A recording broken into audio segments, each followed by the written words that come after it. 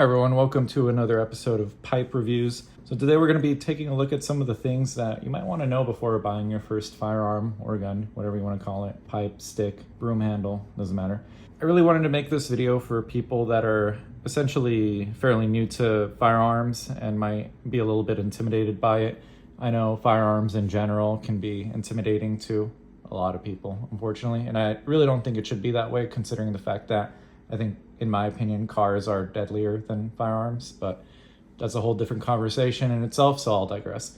So this video is for people that are interested in buying their first gun, or, I mean, if you already bought your first gun, then there's still some pretty valuable information here that you can probably share and pass along to family or friends.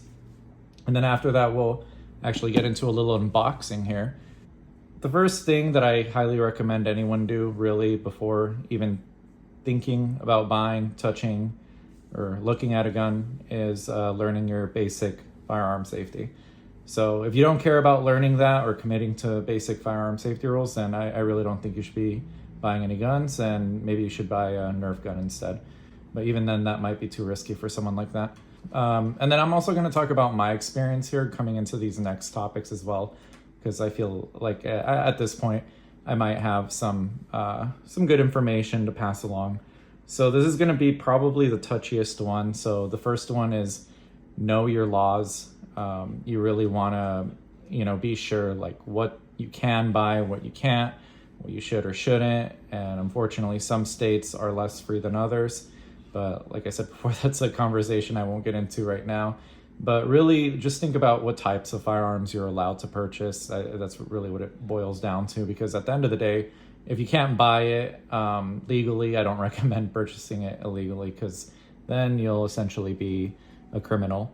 Now, the biggest thing I will say is this goes for pretty much almost every state, but don't straw man buy. So what that means is don't buy it for someone else. So if you're planning your first purchase to be for someone else entirely, unless you're a wife or spouse or child, I think if it's for someone else, it's illegal, especially if they have felonies or they're a criminal in general. So don't buy for the other guy. You'll get in lots of trouble. So please don't do that. And then before we get into this unboxing, I want to talk about the third thing is have a goal in mind. I'm going to talk about my goals and why I bought this one. So the first thing you want to think about is your long-term goal for having a firearm. Now, is it going to be for hunting, or is it going to be for practice? Is it going to be for competition? There's so many directions that you can take with firearms, but it's really up to you and what you want to do. Another thing I really highly recommend is to look into further training and education, especially if you're really wary about being around firearms or have never shot one before. I highly recommend you go shoot one first. So let's get into this unboxing. I'm going to do a review on this gun anyway. It's probably going to be my next video, but I'm going to this is my first gun that I ever bought, so that's why I wanted to show it off. So this is a Glock 47. Whoops, I just dropped a bunch of stuff. This is a Glock 47 5th generation. Now it's a little dirty because I did shoot it and I haven't cleaned it yet, but this is more or less what you could expect to get when purchasing a firearm. Most of the time, unless you're buying consignment or out of the box, you're usually going to get a little basic case like this. You're going to get your child safety lock. Highly recommend using this if you have kids. And then you're going to get some accessories. Glocks come with the back straps that I love using, so these are very much convenient for me. And this gun specifically came with 3 mags. The followers are a bit dirty. Like I mentioned earlier, I've been shooting this one a lot. Now I'm going to talk about the reason why I purchased this one specifically. To begin with, the first firearm I wanted a full-size gun. I didn't want compact or pocket gun to start off with. I really wanted to get used to shooting a full-size firearm. Specifically for pretty much comfort. I was a little bit afraid of how bad the recoil would be for 9mm, and looking back at that, it sounds kind of silly, but really when you've never shot a gun before, and this is actually the first gun I've ever shot, believe it or not, And this kind of goes back to the knowing your state laws. I'm from a communist state, California, but recently, earlier this year, I moved to a free state. So now I can purchase a gun that isn't on a roster. So I've always wanted to buy a Glock like this one. In California, there's just too many rules and regulations and taxes on top of having to pay for a background check when you buy ammunition. I just thought that at that point, it wasn't worth giving the state any more of my money than I was already giving just to fire guns. And on top of that, which made it really annoying, is that it was really hard to find a place to go and shoot. So I never bothered because most of the ranges were either closing down or a couple hours away. I had been invited to go shoot plenty of times, but unfortunately never took up any offers just due to the fact of the cost and the distance. So unfortunately, if you live in a state like that, it is going to be very hard. Also, magazine capacities are a thing in California, so I couldn't have anything like this over there. Anyway, moving on from state laws and my woe is me origin story, we're going to get into the reasons I actually decided to go with this one. I really like the fact that this is pretty much the same thing as a Glock 17, which is the original, just standard basic Glock. I am a big fan of just, if it works and it's basic, I like it. So I didn't want anything fancy. I didn't care too much for any like comfy triggers or any bells and whistles. All I wanted was a gun that shot well, but most importantly, reliably. So that was the biggest thing for me, is I just wanted something basic but reliable. And I didn't really mind how much the price was because I was looking at the reliability and just the amount of time that these have been in use as my main criteria for purchasing.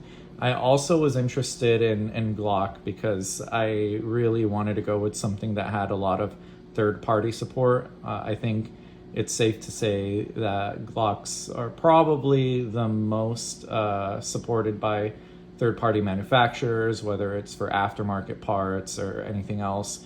Also for milling, so if you want to get your slide milled, there's so many people that can do that for you quite easily because the slides for Glocks are just pretty easy to work on, I would assume, because it's just it's a brick.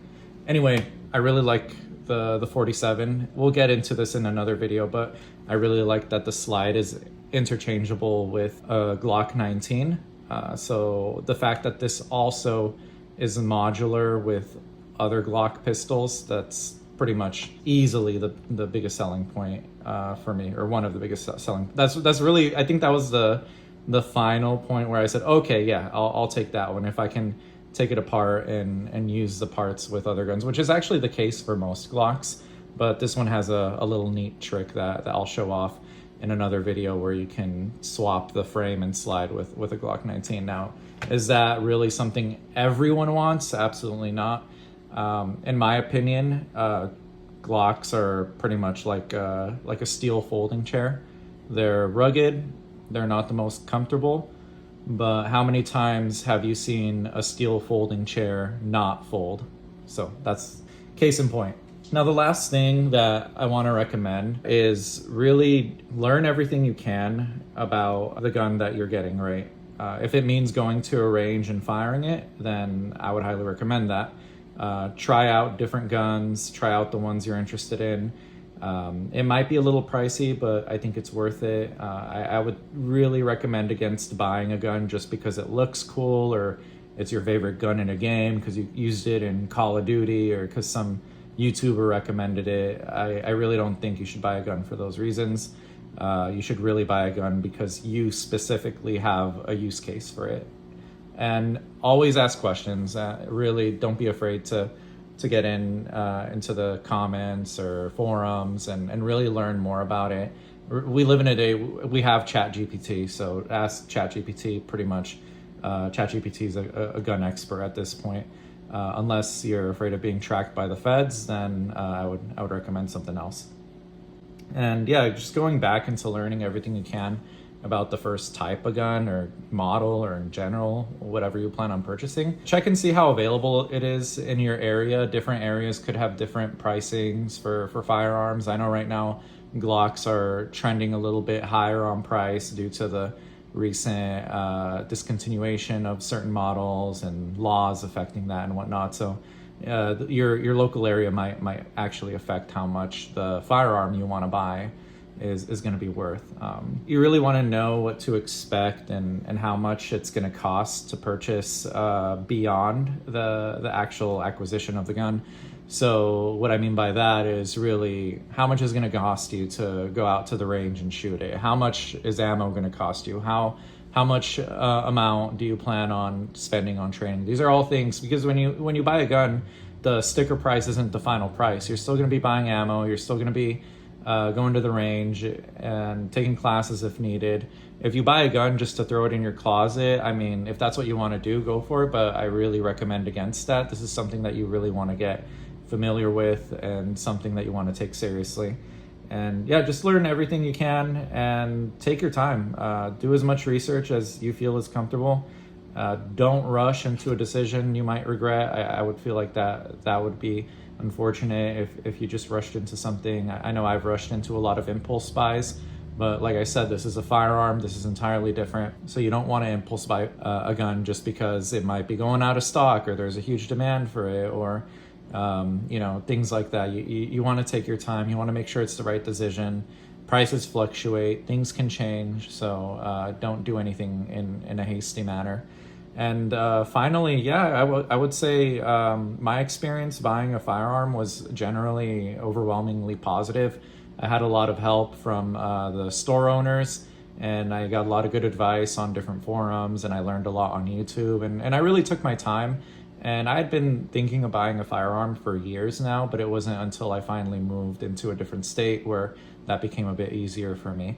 Now, do I recommend buying this gun specifically because I'm talking about it? Absolutely not.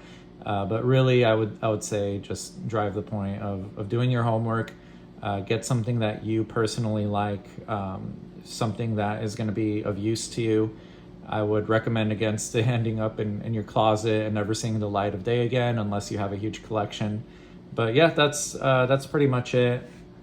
It's been really fun being able to learn more about firearms and shooting and all different things. So I'm going to be making more videos, and specifically I want to do reviews, but I really wanted to talk about my first gun purchase experience because it was generally positive, and I would hope that most people have the same experience. If you had a shitty experience or a good one, let me know how it went for you in the comments. Let me know if you had similar situation like me where the laws are pretty restrictive. Let me know what you guys are dealing with. And as always, I hope y'all have a happy Monday. Today's Monday. And yeah, I'll see y'all soon, and I'll see you next time when I do a pipe review of the Glock 47, and this is an MOS version, so pretty exciting stuff. So thanks so much for watching. Be sure you subscribe and like this video, and I appreciate you all. Thanks.